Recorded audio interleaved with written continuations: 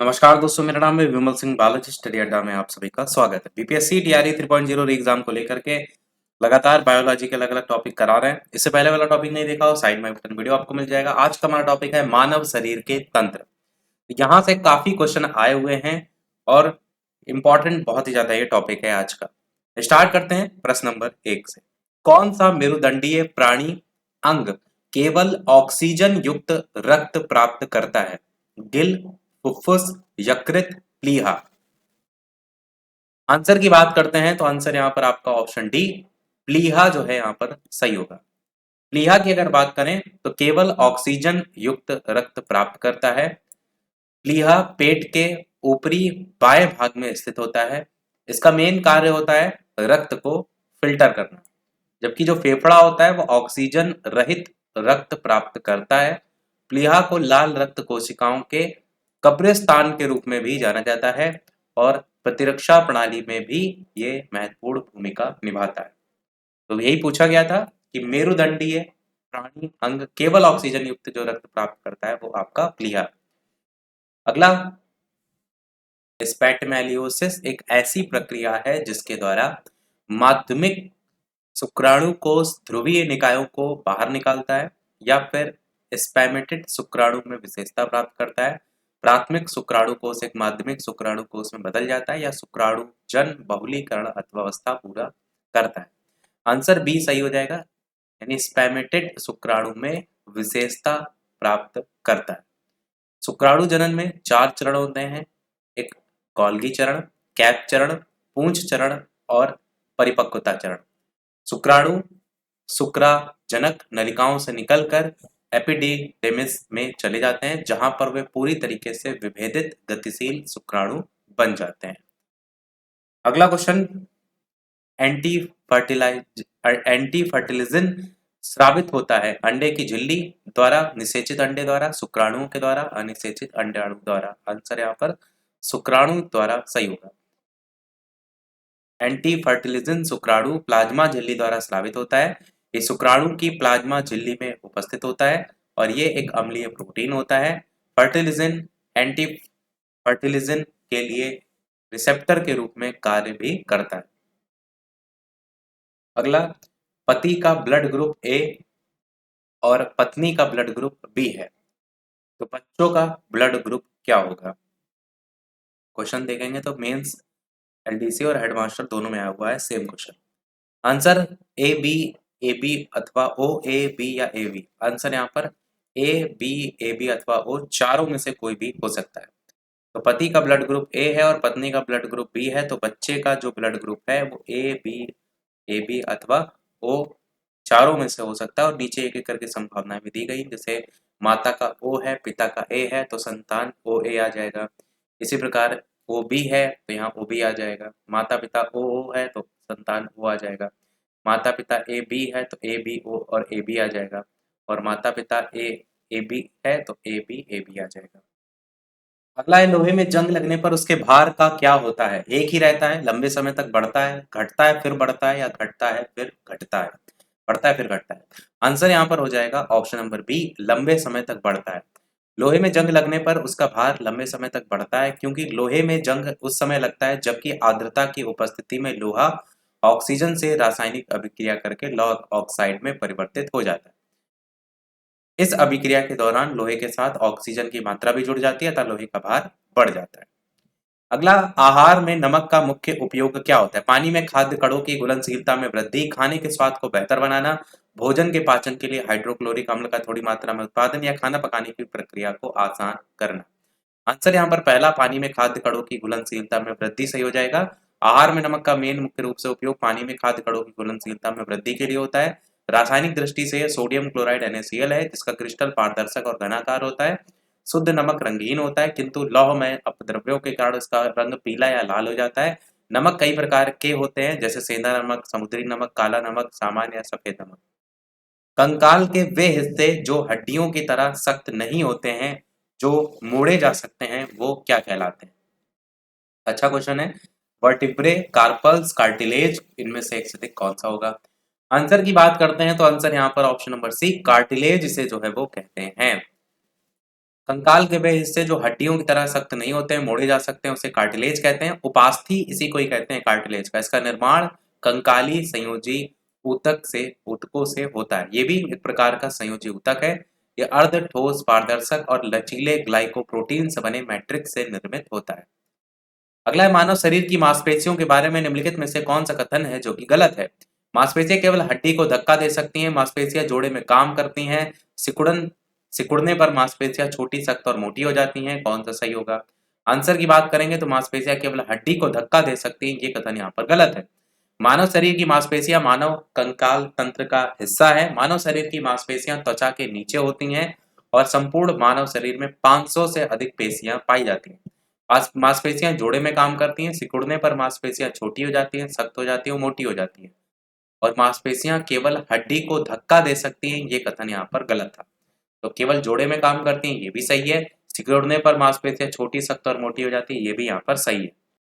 अगला है, ball bearing का उपयोग स्थैतिक घर्षण को निम्नलिखित में से किसमें परिवर्तन करने के लिए किया जाता है? रोलिंग घर्षण या फिर ड्रैग घर्षण या सर्पी घर्षण, कौन सा सही होगा? ये भी क्वेश्चन देखेंगे तो सब लेटेस्ट वाले बीपीएससी में आपको देखने को मिलेंगे। आंसर की बात करेंगे तो रोलिंग घर्षण यहाँ पर सही होगा। बॉल बेयरिंग का उपयोग स्थैतिक घर्षण को रोलिंग घर्षण में परिवर्तित करने के लिए किया जाता है। और जब कोई गोलाकार वस्तु किसी सतह पर लुढ़कती है तो दोनों सतहों के बीच और गति के विपरीत दिशा में लगने वाला जो घर्षण बल है उसको हम कहते हैं रोलिंग घर्षण, या इसी को हम कहते हैं लोटनिक घर्षण। मानव आंख अपने किस पर किसी वस्तु की छवि बनाती है? कार्निया, परितारिका, पुतली या रेटिना? अच्छा क्वेश्चन है। आंसर की बात करेंगे तो आंसर यहाँ पर आपका ऑप्शन डी यानी कि रेटिना जो है वो सही होगा। मानव आंख अपने रेटिना पर किसी वस्तु की छवि बनाती है। मानव आंख में रेटिना में एक पर्दे की तरह काम करता है जिसमें प्रकाश संवेदी कोशिकाएं होती हैं। रेटिना पर बनी छवि की सूचना मस्तिष्क तक पहुंच जाती है जिससे हम अपने आसपास की दुनिया को देख पाते हैं। अगला है, अर्धसूत्री विभाजन में युग्मन सिनेप्सिस द्विसंयोजी गठन कब होता है? जाइगोटीन के दौरान, डिप्लोटीन के दौरान, पैकेटीन के दौरान, लैप्टोटीन? आंसर यहाँ पर जाइगोटीन सही हो जाएगा। अर्धसूत्री विभाजन के प्रोफेज 1 के जाइगोटीन चरण के दौरान सिनेप्सिस या द्विसंयोजी गठन होता है। अगला क्वेश्चन देखते हैं, ट्रिप्सिन कैसे पेप्सिन से भिन्न होता है? ट्रिप्सिन क्षारीय माध्यम में प्रोटीन को पचाता है जबकि पेप्सिन अम्लीय माध्यम में। ट्रिप्सिन अम्लीय माध्यम है और जबकि पेप्सिन क्षारीय है, या दोनों, या इनमें से कोई नहीं। 2 बार क्वेश्चन आ चुका है। आंसर की बात करेंगे तो पहला यहाँ पर जो देख रहे हैं ऑप्शन वो आपका सही है कि ट्रिप्सिन कैसे पेप्सिन से भिन्न है। ट्रिप्सिन क्षारीय माध्यम में प्रोटीन को पचाता है और पेप्सिन अम्लीय माध्यम में।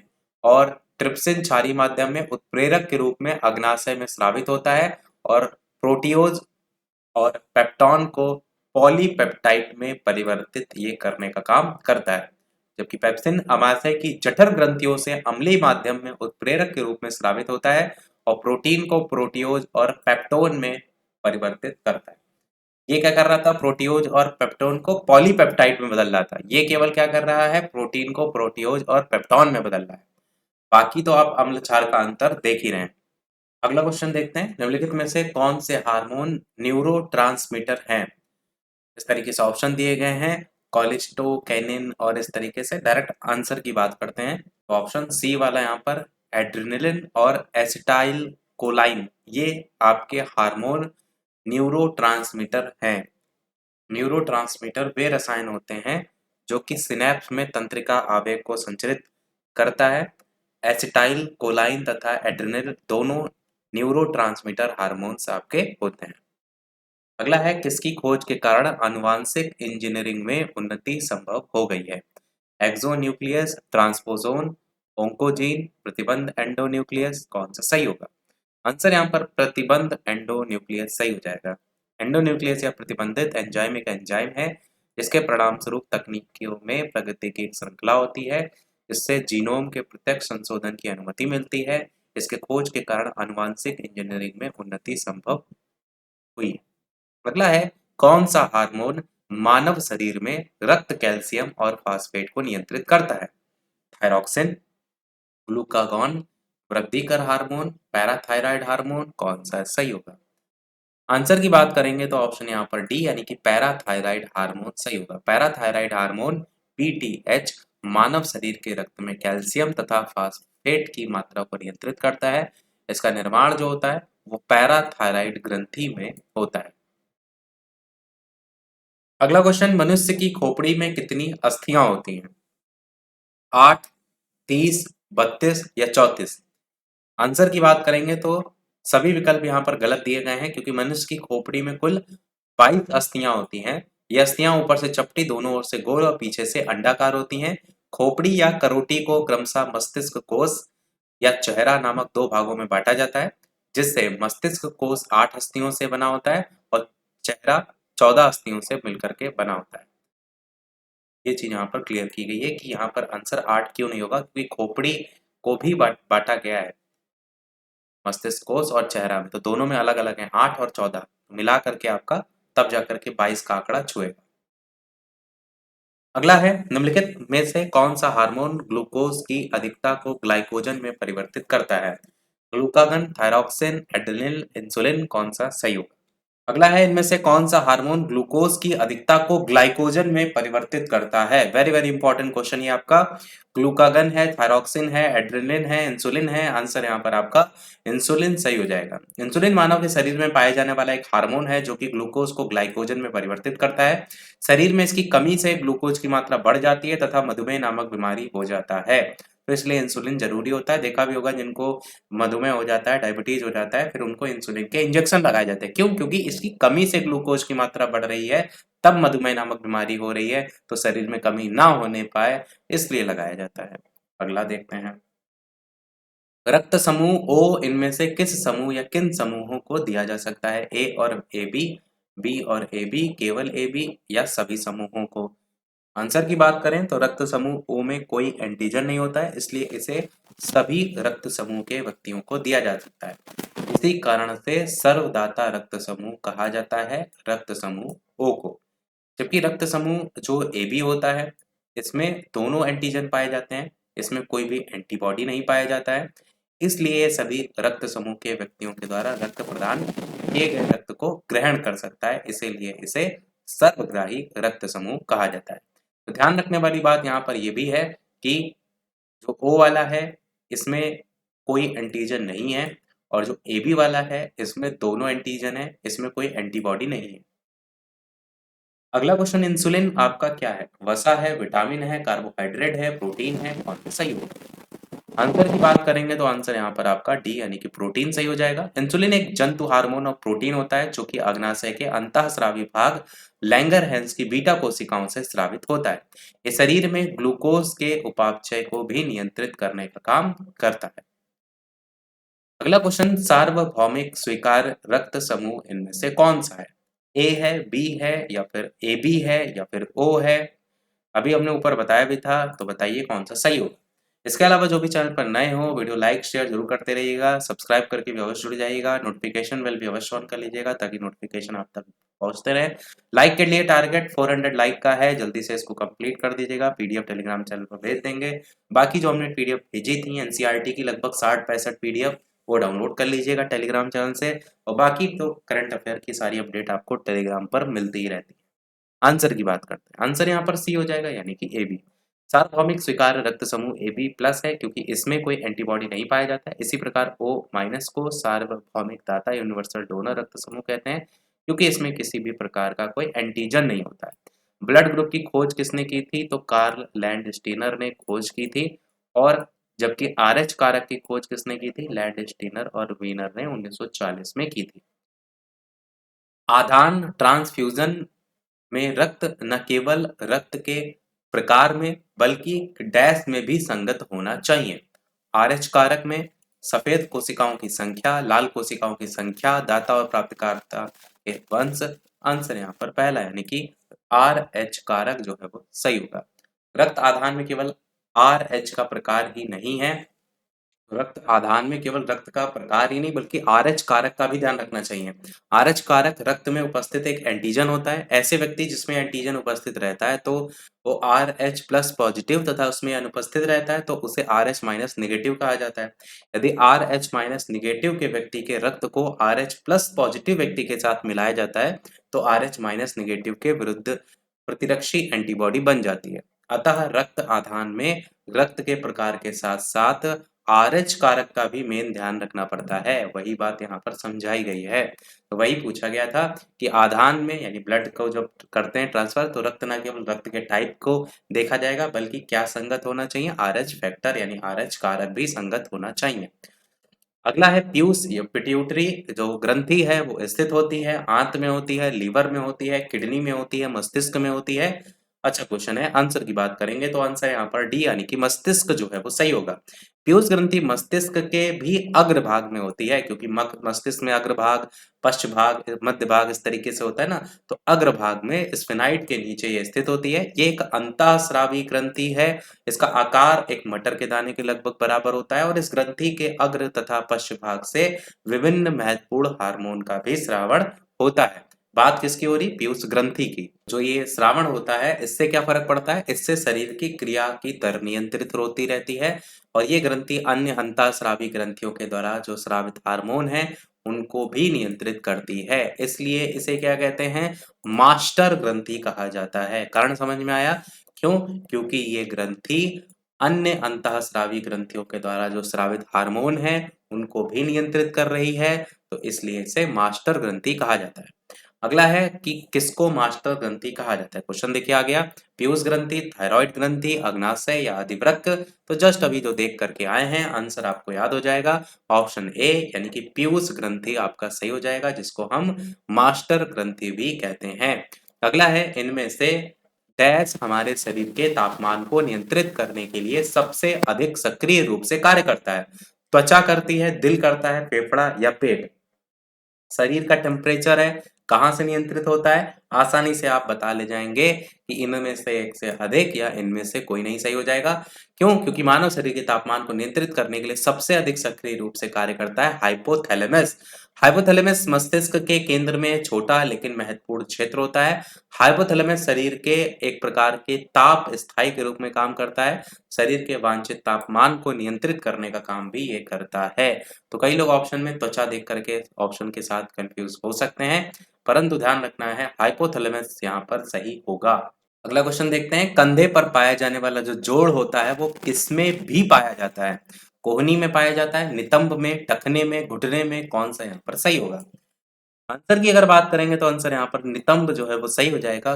कंधे पर पाया जाने वाला जोड़ बॉल और सॉकेट जॉइंट होता है, जहां हड्डी का एक सिरा गोल और बॉल जैसा होता है और दूसरी हड्डी के कप जैसे डिप्रेशन में जाकर के ये फिट हो जाता है। ये जोड़ किसी भी दिशा में गति प्रदान करता है, तभी तो आप अपने शोल्डर मूवमेंट करते हैं, अपना जो हाथ है उसको मूवमेंट करते हैं। तो इसी प्रकार का जो जोड़ होता है वो कूल्हे यानी कि पेल्विस में भी मौजूद होता है, जिसके थ्रू आप पैरों को इधर उधर मूवमेंट जो है वो करते हैं। अगला है कि कौन सी मांसपेशी है जो कि हड्डी से जोड़ती है? उपास्थि है या मांसपेशी को हड्डी से जोड़ती है, यहाँ पर पूछा गया। उपास्थि है, अस्थिबंध है, कंडरा है, अंतरालीय द्रव है? कौन सा सही होगा? तो मांसपेशियों को हड्डियों से जोड़ने का काम कंडरा यानी कि टेंडन करता है और जो उपास्थि है उसकी भी बात नीचे करेंगे। तो कंडरा रेशेदार संयोजी ऊतक की एक कठोर पट्टी है जो प्रायः मांसपेशी को अस्थि से जोड़ती है और तनाव को सहन करने के लिए भी समर्थ जो है वो बनाती है। कंडरा अस्थिबंध लिगामेंट के समान होती है, कोलेजन की जो है ये बनी होती है और अस्थिबंध लिगामेंट एक अस्थि को दूसरी अस्थि से जोड़ने का काम करता है। तो ये अस्थिबंध है और ऊपर वाला कंडरा है। कंडरा अस्थिबंध, जो अस्थिबंध है उसको लिगामेंट कहते हैं। इसको हम दूसरे कलर से हाईलाइट कर देते हैं। तो ये चीज आपको यहाँ पर ध्यान रखनी, कोलेजन की बनी है और अस्थि को अस्थि से जोड़ने का काम कर रही है। अगला क्वेश्चन है, तंत्रिका तंत्र की संरचनात्मक और कार्यात्मक इकाई इनमें से कौन सी है? Very very important question. Neuron है या एक्सॉन है, नेफ्रॉन है, टेक्सॉन है? कौन सा इनमें से सही होगा? आंसर की बात करेंगे तो न्यूरॉन आपका सही हो जाएगा। तंत्रिका तंत्र की संरचनात्मक और कार्यात्मक इकाई क्या है? न्यूरॉन है। ये विद्युत रासायनिक जो संकेत होते हैं उनके द्वारा सूचना का आदान प्रदान करने का काम जो है वो करता है। अगला क्वेश्चन, एकमात्र धमनी में से जो कि विऑक्सीजनित रक्त वहन करती है, महाधमनी, गुर्दे की धमनी, फुफ्फुसी धमनी या फिर यकृत धमनी? आंसर की बात करेंगे तो आंसर यहाँ पर आपका ऑप्शन सी यानी कि फुफ्फुसीय धमनी सही हो जाएगा। इसकी बात अगर करें तो फुफ्फुसीय धमनी या फुफ्फुस धमनी को छोड़कर बाकी सभी धमनी जो होती हैं उनमें गुलाबी रंग का शुद्ध रुधिर बहता है। और गौरतलब है कि धमनियां हृदय से रुधिर को शरीर के विभिन्न अंगों तक पहुंचाने का काम भी करती हैं। तो वी ऑक्सीजनित रक्त वहन फुफ्फुसीय धमनी सही होगा। अगला क्वेश्चन देखते हैं, मानव शरीर निम्नलिखित में से किसका उत्पादन नहीं करता है? डीएनए का, विटामिन का, हार्मोन का, एंजाइम का, कौन सा सही होगा? आंसर की अगर बात करेंगे तो विटामिन आपका यहाँ पर जो ऑप्शन देख रहे हैं ये सही हो जाएगा। मानव शरीर के द्वारा कई प्रकार के एंजाइम, हार्मोन, डीएनए इत्यादि का उत्पादन किया जाता है, जबकि विटामिन का उत्पादन शरीर में नहीं होता बल्कि इसकी पूर्ति शरीर को अन्य स्रोतों से करनी पड़ती है, चाहे दूध, फल, सब्जी इत्यादि कुछ भी हो सकता है। मनुष्य के यकृत में ग्लाइकोजेनोलोसिस को उत्तेजित करने के लिए तनावपूर्ण स्थिति में निम्नलिखित में से कौन सा हार्मोन पैदा होता है? थायरॉक्सिन, इंसुलिन, एड्रेनलिन या फिर एस्ट्राडियोल, कौन सा इनमें से सही होगा? आंसर की बात करते हैं तो आंसर यहाँ पर आपका ऑप्शन हो जाएगा ऑप्शन सी यानी कि एड्रेनलिन। और अगर इसकी बात करें तो तनाव की स्थिति और उत्तेजना के दौरान मानव यकृत में ग्लाइकोजेनोलिसिस को उत्तेजित करने वाला प्रमुख हार्मोन है एड्रेनलिन। और क्रोध, डर, तनाव और उत्तेजना आदि इत्यादि के दौरान यह अत्यधिक स्रावित होता है। ये आपका आंसर हो जाएगा। अगला, इनमें से कौन रक्त के संचालन में मदद करता है? लिम्फोसाइट्स, मोनोसाइट्स, एरिथ्रोसाइट्स, रक्त प्लेटलेट्स। आंसर यहाँ पर आपका लिम्फोसाइट्स सही होगा। लिम्फोसाइट्स का निर्माण अस्थि मज्जा की स्टेम सेल में होता है। लिम्फोसाइट्स श्वेत रुधिर कणिकाएं होती हैं जो कि शरीर के प्रतिरक्षा तंत्र को मजबूत करती हैं। रक्त के संचालन में भी मदद ये करती हैं। निम्नलिखित में से कौन सा हार्मोन अग्नाशय के द्वारा उत्पन्न होता है? थायरॉक्सिन, इंसुलिन, गैलामिन या फिर गैस्ट्रिन। आंसर की बात करते हैं तो आंसर यहाँ पर आपका इंसुलिन जो है वो सही होगा, जो कि हार्मोन अग्नाशय द्वारा उत्पन्न होता है। अग्नाशय मानव शरीर की दूसरी सबसे बड़ी ग्रंथि है, जिसमें यकृत सबसे बड़ी ग्रंथि है। ये एक मिश्रित ग्रंथि है जो कि अंतःस्रावी और बहिःस्रावी दोनों रूपों में कार्य करती है। अग्नाशय की बीटा कोशिकाएं इंसुलिन नामक हार्मोन का स्राव करती हैं। इंसुलिन एक प्रोटीन श्रृंखला या पेप्टाइड हार्मोन है। इंसुलिन हार्मोन का मुख्य कार्य रक्त के अतिरिक्त शुगर को ग्लाइकोजन में बदलने का भी होता है। ग्लाइकोजन यकृत में संचित रहता है। शरीर में इंसुलिन हार्मोन की कमी से मधुमेह नामक रोग होता है। अगला, एंजाइम लाइपेज का स्रोत इनमें से क्या है? गुर्दा, अग्नाशय, यकृत या फिर हृदय। आंसर आपका ऑप्शन बी यानी कि अग्नाशय सही हो जाएगा। लाइपेज एंजाइम की भूमिका आहार में वसा के विशिष्ट जो घटक है उनको तोड़ने के लिए है। लाइपेज अग्नाशय से एक वाहिनी के माध्यम से स्रावित होता है जो ग्रहणी में जठरांत्र संबंधित मार्ग में खाली हो जाता है। ये किस ये इस प्रकार के भोजन पर काम करता है जो पहले से ही पेट में आंशिक रूप से पच चुका है। अगला है, कड़वाहट के लिए मानव जीभ का संवेदनशील क्षेत्र कौन सा होता है? नोक होता है, मध्य भाग होता है, पीछे का भाग होता है, किनारा होता है। तो कड़वाहट कहाँ महसूस होती है? पीछे के भाग पर। जैसे आप दवा वगैरह कभी खाएंगे तो जब उसको निगलने वाला टाइम आता है तब पीछे के भाग में कड़वाहट का असर पता चलता है। तो मुख गुहा में जीभ होती है। जीभ में स्वाद ग्रंथियां होती है जिनके द्वारा विभिन्न वस्तुओं के स्वाद का पता लगाया जाता है। जीभ मुख्य रूप से 4 प्रकार के स्वाद बताती है। जीभ का जो ऊपर स्वाद है, जीभ के ऊपर स्वाद कलिकाएं पाई जाती हैं। तो ये जो स्वाद कलिकाएं हैं कोशिकाओं से बनी होती है। जीभ का अगला भाग होता है उससे मीठा या नमकीन का पता चलता है। जीभ का जो पिछला भाग होता है उसे कड़वे स्वाद का पता चलता है। जीभ के किनारे भाग से खट्टे स्वाद का पता चलता है। तो एक प्रौढ़ व्यक्ति के जीभ पर लगभग 9000 स्वाद कलिकाएं होती हैं। अगला क्वेश्चन आपका है, थायराइड ग्रंथि की खराबी किसकी कमी के कारण होती है? विटामिन ए, कैल्शियम, आयोडीन या फिर लोहा, कौन सा इनमें से सही होगा? आंसर की बात करेंगे तो आंसर आपका ऑप्शन सी यानी कि आयोडीन यहाँ पर सही हो जाएगा। थायराइड एक अंतःस्रावी ग्रंथि है। ये मानव शरीर में मेटाबॉलिज्म, विकास और परिपक्वता में महत्वपूर्ण भूमिका निभाती है। थायराइड जो ग्रंथि है वो थायरॉक्सिन T4 और ट्राईआइडोथायरोनिन T3 नामक हार्मोन स्रावित करती है। ये अभी आप अगर थायराइड का चेकअप कराते हैं ना तो उसकी जो चेकअप वाली रिपोर्ट होती है उसमें T3 T4 ही लिखा रहता है। तो ये इसी को बेसिकली चेक करने के लिए होता है। तो इस ग्रंथि में खराबी आयोडीन की कमी के कारण होती है। तो इसीलिए आपको क्या खाना है? आयोडीन युक्त नमक। अगला है, सार्वभौमिक दाता माना जाने वाला रक्त समूह इनमें से कौन सा है? ओ है, AB है, B+ है या A है?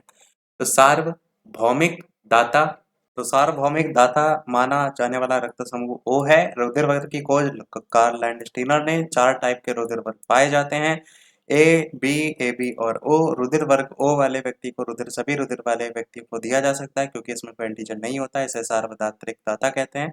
और रुधिर वर्ग ए बी वाले व्यक्ति को किसी भी रुधिर वाले व्यक्ति का रुधिर दिया जा सकता है, इसमें कोई एंटीबॉडी नहीं होता है, इसे सार्वत्रिक ग्राही। अगला अमाशय इसमें मुख्यतः होता है एसिटिक अम्ल, सिट्रिक अम्ल, हाइड्रोक्लोरिक अम्ल या सल्फ्यूरिक अम्ल। बताइए कौन सा सही होगा। आंसर की बात करेंगे तो हाइड्रोक्लोरिक अम्ल आपका सही हो जाएगा। अमाशय रस में मुख्यतः हाइड्रोक्लोरिक एसिड होता है। अमाशय अधिकांश जीव जंतुओं के शरीर का आवश्यक अंग होता है। आहार नाल का सबसे अधिक चौड़ा और पेशीय भाग होता है। अमाशय की भित्तियों में जठर ग्रंथियां पाई जाती हैं। इनसे स्रावित जठर रस भोजन के पाचन में हेल्प करता है। जठर रस के अंतर्गत पाचक एंजाइम जैसे पेप्सिन और रेनिन और हाइड्रोक्लोरिक अम्ल HCl और म्यूकस आपके भी आते हैं। अगला इनमें से किसके द्वारा रक्तचाप नियंत्रित होता है। एड्रिनल, अग्नाशय, थैलेमस, थायराइड, कौन सा सही होगा। आंसर यहाँ पर एड्रिनल ग्रंथि सही होगा। एड्रिनल ग्रंथि द्वारा मानव शरीर का रक्तचाप नियंत्रित होता है। रक्तचाप रक्त वाहिनियों में बहते रक्त के द्वारा वाहिनियों की दीवारों पर डाले गए दबाव को कहते हैं। सामान्य मनुष्य का जो रक्तदाब होता है 120/80 होना चाहिए। रक्तदाब मापने वाले यंत्र को स्फेग्नोमैनोमीटर कहते हैं। अग्नाशय कशेरुकी जीवों की पाचन और अंतःस्रावी ग्रंथि है। ये इंसुलिन, ग्लूकेगॉन और सोमेटोट्रोपिक जैसे कई जरूरी हार्मोन बनाने का काम करती है। डायनसिफ्लॉन का ऊपरी भाग थैलेमस कहलाता है। ये ग्रंथि मेलाटोनिन हार्मोन का स्रावण करती है जो नींद के लिए उत्तरदायी होता है और संवेदी सूचनाएं जैसे श्रवण, स्वाद, दृष्टि, दबाव आदि के लिए भी उत्तरदायी होता है। थायराइड ग्रंथि मानव शरीर में पाई जाने वाली सबसे बड़ी अंतःस्रावी ग्रंथियों में से एक है और ये आपका थायरोक्सिन, आयोडोथायरोनिन और थायरोकैल्सिटोसिन नामक हार्मोन स्रावित करती है। रक्त कोशिकाएं जिन्हें शरीर का सैनिक कहा जाता है, आरबीसी होता है, डब्ल्यूबीसी होता है, प्लेटलेट्स होता है या प्लाज्मा होता है। और डब्ल्यूबीसी यानी कि व्हाइट ब्लड सेल्स को ही कहा जाता है शरीर का सैनिक। डब्ल्यूबीसी की बात करें तो रक्त एक तरल संयोजी ऊतक है, प्राकृतिक कोलाइड है, निम्न अवयव से मिलकर के रक्त बना होता है। और प्लाज्मा सबसे पहला नंबर है जिसमें मानव के कुल रक्त आयतन में लगभग 55% ये प्लाज्मा होता है। CO2 हार्मोन्स और अपशिष्ट को ले जाने का काम करता है। रुधिर कोशिकाएं 3 टाइप की होती हैं। लाल रक्त कणिकाएं आरबीसी, ये गोलाकार होती हैं, केंद्रक इसमें नहीं होता है। हीमोग्लोबिन नामक लाल वर्ण के कारण रुधिर का रंग लाल होता है। ऑक्सीजन के परिवहन का कार्य ये करती हैं। श्वेत रक्त कणिकाएं कणिकाएं जिसको हम कहेंगे डब्ल्यूबीसी, व्हाइट ब्लड सेल्स, ये अनियमित आकार की होती हैं, केंद्रक युक्त होती हैं और ये शरीर को संक्रमण से रक्षा करती हैं। प्लेटलेट्स की अगर बात करें तो ये सूक्ष्म और रंगहीन होती हैं, इनमें केंद्रक नहीं पाया जाता है और ये रुधिर स्कंदन, रक्त वाहिकाओं की मरम्मत, संक्रमण से शरीर की रक्षा सभी काम ये करती हैं। अगला क्वेश्चन है निम्नलिखित में से कौन सा शरीर में संक्रमण से रक्षा करता है। आरबीसी, डब्ल्यूबीसी, तो डब्ल्यूबीसी बता ही चुके हैं तो आपको याद ही हो गया होगा। टोटल 45 तक हमारे क्वेश्चन है इस पार्ट में। अभी इसका एक और पार्ट आएगा जिसमें 50 से ज्यादा क्वेश्चन आपको और कराएंगे, इसके लिए 2 पार्ट में इस टॉपिक में क्वेश्चन देखेंगे। तो अभी 5 क्वेश्चन और रह गए। महिला सेक्स हार्मोन कौन सा है। एस्ट्रोजन है, एंड्रोजन है, इंसुलिन है। तो आंसर आपका एस्ट्रोजन यहाँ पर सही होगा। एस्ट्रोजन और प्रोजेस्टेरॉन ये पाए जाते हैं महिलाओं में। ये सेक्स हार्मोन अंडाशय से मुक्त होते हैं। हार्मोन महिलाओं में द्वितीयक लैंगिक लक्षणों का विकास करते हैं। ग्लूकोज को एथिल अल्कोहल में किस एंजाइम के द्वारा बदल दिया जाता है। Maltase, invertase, जाइमेज, diastase. आंसर यहाँ पर सी यानी कि जाइमेज यहाँ पर सही हो जाएगा। ये बता ही चुके हैं कि एंजाइम सरल प्रोटीन होते हैं। ग्लूकोज को एथिल अल्कोहल में जाइमेज एंजाइम द्वारा बदला जाता है। कौन सा एंजाइम ग्लूकोज को एथिल अल्कोहल में बदल देता है। इन्वर्टेज, माल्टोज, जाइमेज या डाइस्टेज। आंसर यहाँ पर भी बता चुके हैं, जाइमेज आपका सही हो जाएगा। 44 वाला क्वेश्चन अभी हम आपसे पूछेंगे, पहले देख लेते हैं 45। तो लहू यानी कि ब्लड में शर्करा का स्तर कम करने वाला हार्मोन का नाम इनमें से क्या है। एड्रेनालिन है, एस्ट्रोजन है, ग्लूकागोन है, इंसुलिन है। आंसर यहाँ पर डी यानी कि इंसुलिन जो है वो बिल्कुल सही होगा। तो बात करेंगे अगर हार्मोन को लेकर के तो आप कहेंगे हार्मोन रासायनिक रूप से ऐसे पदार्थ जो जीवों की गतिविधियों को समन्वय करते हैं।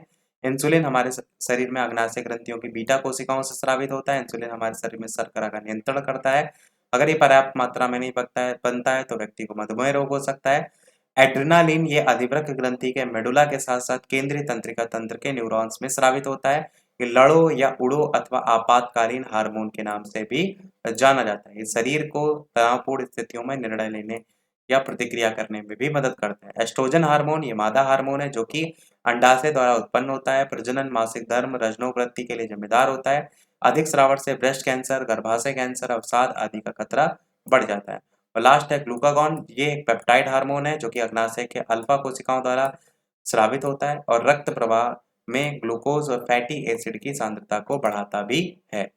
तो सारे क्वेश्चन हुए हमारे समाप्त। अब एक क्वेश्चन आपके लिए, पर टॉपिक अभी हमारा समाप्त नहीं हुआ है। मैंने स्टार्टिंग में अभी आपको बता दिया कि हम आधे आधे करके क्वेश्चन देख रहे हैं, पर आधे से भी अभी कम ही देखें। अगले वाले पार्ट में इससे भी ज्यादा क्वेश्चन होंगे, क्योंकि उसमें हम टीचिंग वाले पोर्शन के जो क्वेश्चन है उसको भी कवर करेंगे। इसके अलावा वीडियो सभी लोग लाइक शेयर सब्सक्राइब भी अवश्य करते रहिएगा। ये प्रश्न आपके लिए है जिसका आंसर वीडियो के मेन कमेंट में आपको बताना है कि एक वयस्क मनुष्य के मस्तिष्क का द्रव्यमान कितना होता है, 950 ग्राम, 1550 ग्राम, 1350 ग्राम या 1950 ग्राम। अपना आंसर वीडियो के मेन कमेंट में टाइप करके बताइएगा। तो आज के वीडियो में फिर इतना ही रखते हैं, मिलते हैं अगले वीडियो में कुछ नए प्रश्नों के साथ, नए टॉपिक के साथ। और टेलीग्राम चैनल से जो भी नहीं जुड़े हो बालाजी स्टडी सर्च करके जुड़ सकते हैं। तो मिलते हैं अगले वीडियो में, तब तक के लिए सभी को नमस्कार, जय हिंद।